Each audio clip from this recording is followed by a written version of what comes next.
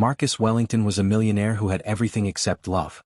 When he adopted baby Emma, who doctors said would die in 3 months, people laughed and called him foolish. But something miraculous happened. His unconditional love began healing her broken heart in ways medicine couldn't explain. Before watching full story, comment below from where you watching. Also like and subscribe for more stories. Marcus Wellington had everything money could buy. At 45, he owned a chain of luxury hotels across the country, drove expensive cars, and lived in a mansion that most people could only dream of. But despite all his wealth, he felt completely empty inside. His wife Rebecca had died in a car accident 3 years ago, and they had never been able to have children. The doctors had told them it was impossible due to Rebecca's medical condition. After her death, Marcus threw himself into work, building his business empire bigger and bigger, but nothing filled the hole in his heart. One cold December morning, Marcus was visiting the Children's Hospital to make his annual charity donation. He had been doing this for years, writing a check and leaving quickly. He didn't like staying long because seeing sick children reminded him of the family he would never have.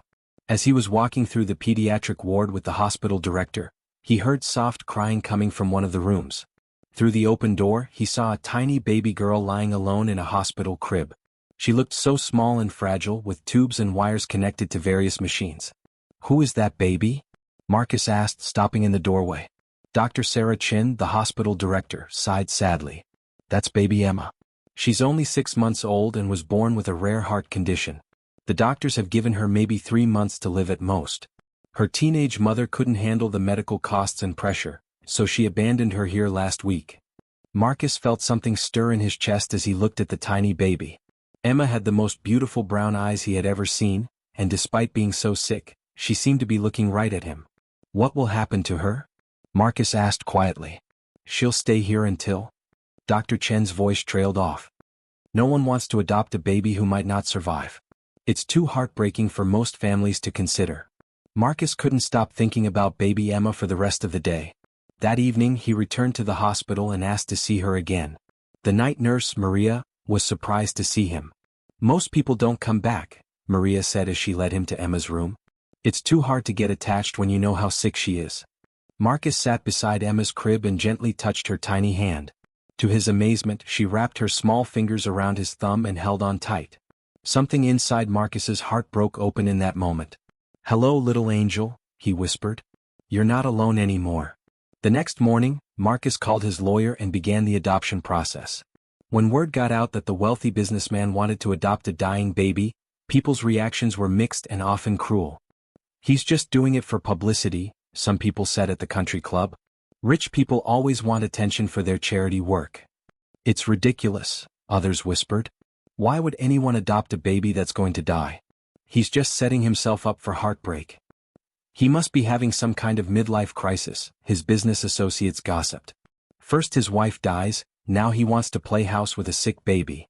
Marcus's own family thought he had lost his mind. His brother Richard called him repeatedly, trying to talk him out of it. "Marcus, this is insane," Richard said during one heated phone conversation. "You're a businessman, not a nurse. What do you know about taking care of a sick baby? And when she dies, which the doctors say she will, you'll be destroyed." "Maybe," Marcus replied calmly. "But at least she won't die alone and unloved." The adoption process took 2 months because of Emma's medical condition and the complexity of the legal paperwork. During that time, Marcus visited Emma every single day. He would sit beside her crib, talk to her, read stories, and sometimes just hold her tiny hand. The hospital staff began to see changes in both Marcus and Emma. Marcus, who had been cold and distant since his wife's death, started smiling again. He learned about Emma's medical needs, her feeding schedule, and her medications. He even convinced the hospital to let him help with her care. Emma seemed to respond to Marcus's presence too. When he wasn't there, she would cry more often. But when Marcus arrived, she would calm down and seem more peaceful. The nurses noticed that her vital signs were more stable when Marcus was around. Dr. Patricia Williams, Emma's heart specialist, was amazed by what she was seeing. "I've been a pediatric cardiologist for 20 years, she told Marcus one day, "and I've never seen anything like this. Emma's condition hasn't gotten worse since you started visiting. In fact, some of her numbers have actually improved slightly." "Is that possible?" Marcus asked hopefully. "Medically, it shouldn't make a difference," Dr. Williams said. "But sometimes love and human connection can have effects that we don't fully understand." Babies need more than just medical care to thrive. Finally, the adoption was approved. Marcus brought Emma home to his mansion, which he had completely transformed.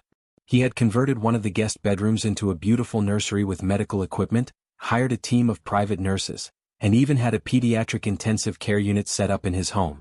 The media had a field day with the story. Some reporters were supportive, calling Marcus a hero for giving Emma love in her final months.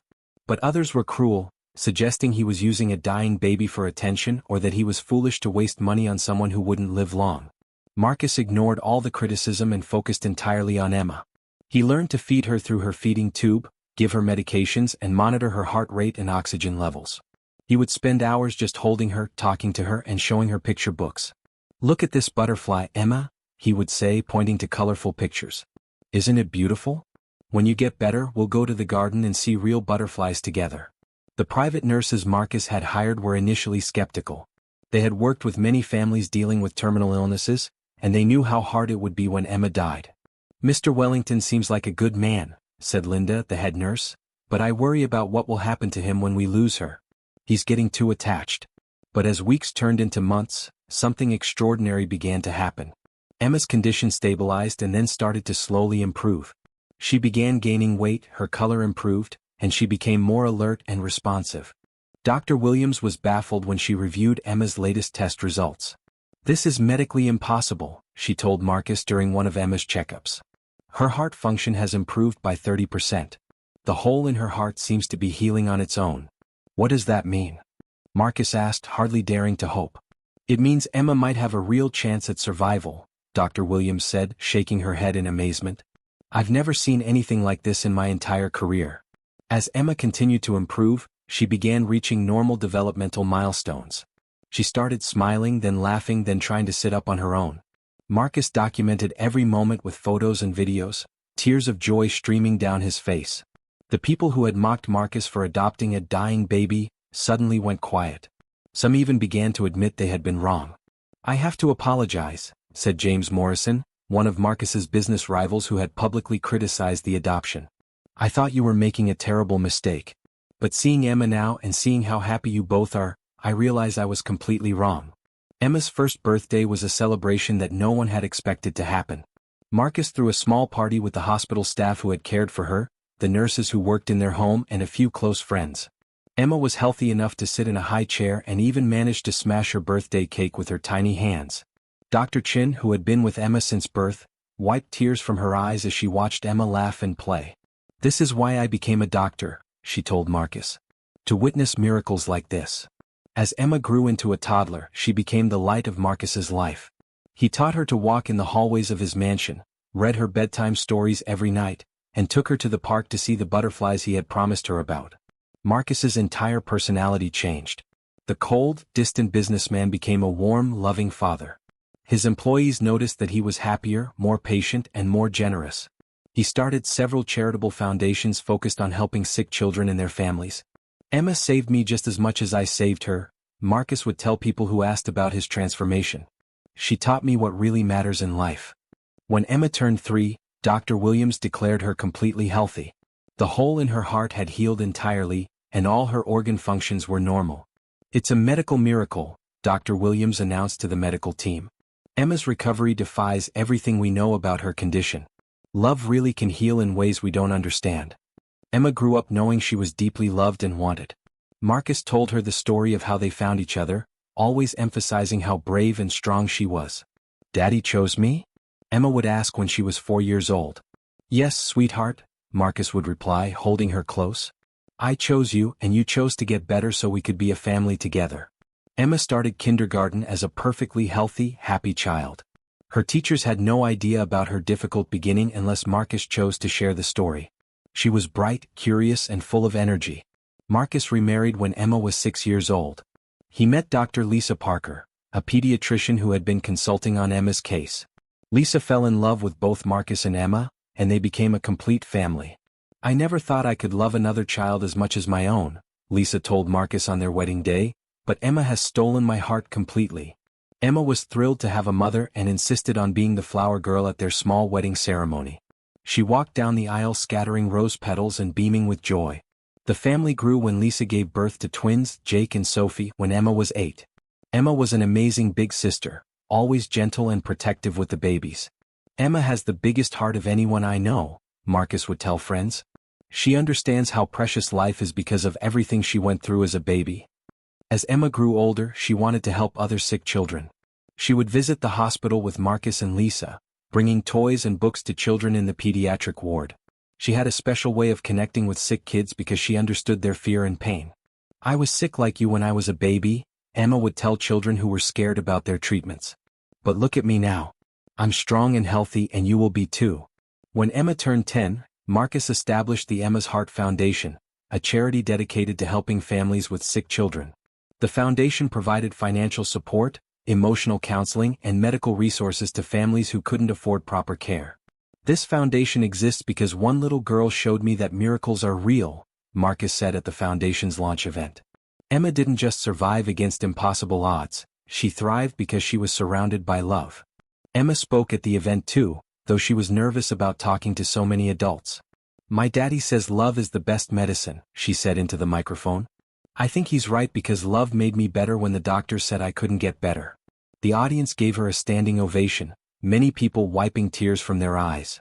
As Emma entered her teenage years, she remained close to Marcus and Lisa. She excelled in school, participated in sports, and had many friends. Most people had no idea about her miraculous survival story unless she chose to share it. "Sometimes I can't believe this is the same baby who was given 3 months to live," Linda, Emma's original nurse, said during one of their regular visits. Linda had remained close to the family over the years and watched Emma grow up. "She's not the same baby," Marcus replied, watching Emma play with her younger siblings. "She's so much more than anyone ever imagined she could be." Emma decided she wanted to become a doctor like Lisa and Dr. Williams. She volunteered at the Children's Hospital throughout high school, helping with patient activities and fundraising events. "Emma has a gift for connecting with sick children," Dr. Williams observed. "She gives them hope in a way that only someone who has been through it can." When Emma graduated high school as valedictorian, Marcus couldn't contain his pride. In her graduation speech, Emma talked about the power of love and never giving up hope. 13 years ago, I was a baby that doctors said would die," Emma told her graduating class. "But my father chose to love me anyway, and that love gave me the strength to fight and survive. Love really can work miracles if we believe in it." Marcus was crying openly as he listened to his daughter speak. Rebecca would have been so proud of the beautiful young woman Emma had become. Emma received a full scholarship to medical school, graduating at the top of her class. She specialized in pediatric cardiology, inspired by Dr. Williams and her own experience. "I want to help other children like me," Emma explained when people asked why she chose such a difficult specialty. "I want to give them the same hope that my father and doctors gave me." Dr. Emma Wellington became known for her compassionate care and her ability to connect with both young patients and their families. She often shared her own story with families facing similar challenges. "Your daughter's doctor told me I would die when I was 6 months old," Emma would tell worried parents. "But here I am, 25 years old and helping other children get better. Never give up hope." Marcus watched his daughter save lives and knew that adopting Emma had been the best decision he had ever made. She had not only survived against impossible odds but had grown up to help countless other children survive too. "People used to laugh at me for adopting a dying baby," Marcus said during Emma's medical school graduation. "They thought I was foolish to fall in love with someone I might lose. But love isn't about avoiding loss, it's about choosing to care anyway. Emma taught me that love is always worth the risk." Emma married her medical school classmate, Dr. Michael Chin, in a beautiful ceremony at the same hospital where she had been born. Dr. Sarah Chin, who was Michael's aunt, officiated the wedding. "It's incredible to think that this all started in this hospital 26 years ago," Dr. Chin said during the ceremony. "Emma has come full circle, from a patient fighting for her life to a doctor saving other lives." When Emma and Michael had their first child, a healthy baby boy they named Marcus after his grandfather, the circle of love was complete. Marcus held his grandson and marveled at how much joy and love had grown from that moment when he first saw Emma in her hospital crib. "Thank you," Marcus whispered to Emma as she recovered from giving birth. "Thank you for teaching me that miracles happen when we choose love over fear." "Thank you for choosing me, Daddy," Emma replied, tears of happiness in her eyes. "Thank you for showing me that I was worth fighting for." The little baby who was supposed to die in 3 months had lived to become a doctor, a wife, and a mother. She had touched thousands of lives through her medical work and her foundation. Most importantly, she had shown the world that love really can heal anything. Marcus's mansion, which had once been cold and empty, was now filled with the laughter of grandchildren, the warmth of family dinners, and the joy of a life lived with purpose. The man who had everything but felt empty had found true wealth in the love of his adopted daughter. Emma's story became legendary in medical circles and inspiration for countless families facing similar challenges. She proved that sometimes the most broken things can become the most beautiful, and that love has the power to create miracles that science cannot explain. In the end, the people who had laughed at Marcus for adopting a dying baby learned a valuable lesson. Love doesn't calculate odds or measure risks. Love simply chooses to care, to hope, and to believe in possibilities that others cannot see. And sometimes, just sometimes, that love can literally heal a broken heart and save a life that everyone else had given up on. Emma's life was a testament to the power of unconditional love, proving that when someone believes in you completely, you can overcome any obstacle and achieve things that seemed impossible. The baby who was given 3 months to live had been given something more powerful than medicine. She had been given a father's limitless love, and that love had healed her completely.